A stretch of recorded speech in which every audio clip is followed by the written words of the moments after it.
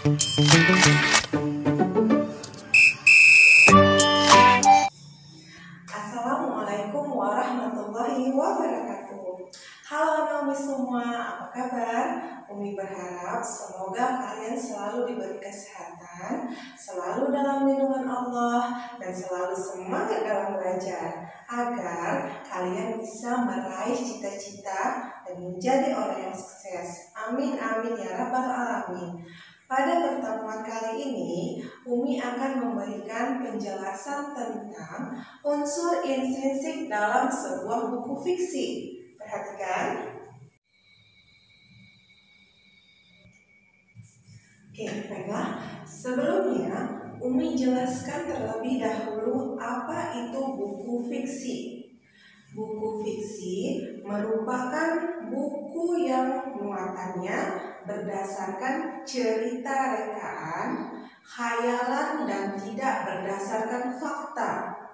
Misalnya, novel dan cerpen. Sebuah buku fiksi terdapat unsur-unsur yang membangun, yaitu unsur intrinsik dan unsur ekstrinsik. Tetapi pada pertemuan kali ini kita akan membahas tentang unsur intrinsik. Unsur intrinsik merupakan unsur pembentuk dari dalam karya itu sendiri.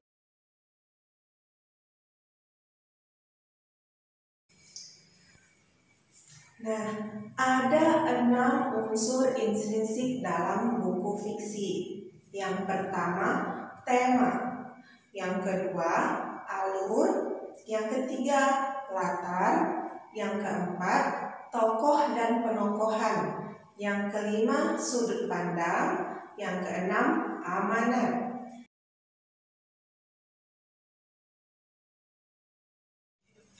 Yang pertama, tema. Tema merupakan pokok pikiran yang mendasari pembuatan suatu karya. Ada beberapa tema dalam karya sastra, misalnya kehidupan, sosial, lingkungan, perjuangan, dan kasih sayang.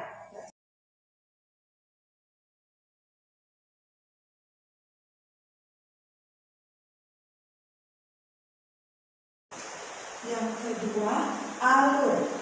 Alur merupakan kronologi atau urutan peristiwa yang digambarkan pengarang melalui cerita yang dihasilkan. Macam-macam alur ada 3. Yang pertama, alur maju. Alur maju merupakan rangkaian peristiwa yang urutannya sesuai urutan waktu kejadian yang bergerak terus ke depan. Misalnya, menceritakan dari mulai dia kecil, remaja, dewasa, tua. Yang kedua, alur mundur. Alur mundur merupakan rangkaian peristiwa yang urutannya tidak sesuai urutan waktu kejadian atau cerita. Yang ketiga, alur campuran. Alur campuran merupakan rangkaian peristiwa yang menggabungkan antara alur maju dan alur mundur. Baik, selanjutnya latar. Latar merupakan tempat, waktu, dan suasana yang digambarkan dalam sebuah cerita. Sebuah cerita yang baik harus jelas tempat berlangsungnya, kapan terjadinya, dan suasana keadaan cerita berlangsung. Latar ada 3. Yang pertama, latar waktu, latar tempat atau ruang, dan latar suasana.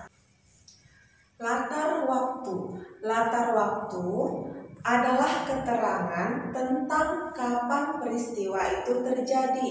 Misalnya, apakah pada pagi hari, siang hari, ataupun malam hari. Yang kedua, latar tempat atau ruang. Latar tempat adalah menunjukkan keterangan tempat peristiwa itu terjadi. Misalnya, apakah di rumah, di kamar, di sekolah, di dalam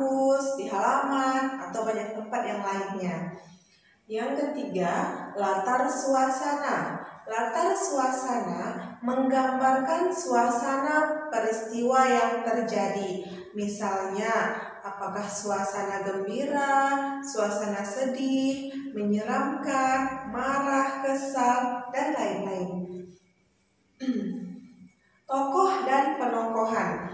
Tokoh merupakan orang yang dihadirkan dalam sebuah cerita. Sedangkan penokohan merupakan cara pengarang menggambarkan karakter tokoh-tokoh dalam cerita tersebut. Yang kelima, sudut pandang. Sudut pandang merupakan kedudukan atau posisi pengarang dalam cerita yang ditulisnya.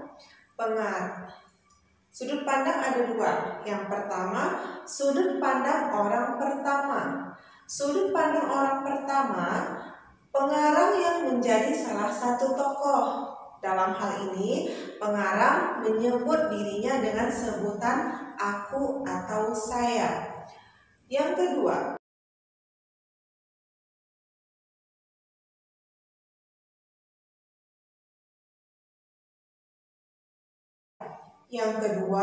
sudut pandang orang ketiga. Jika suatu karya menggunakan sudut pandang orang ketiga, pengarang tidak terlibat di dalam cerita tersebut dan menyebut pelaku utama dengan sebutan dia. Selanjutnya, amanat. Amanat merupakan pesan yang ingin disampaikan pengarang kepada pembaca. Nah, sampai di sini jelas?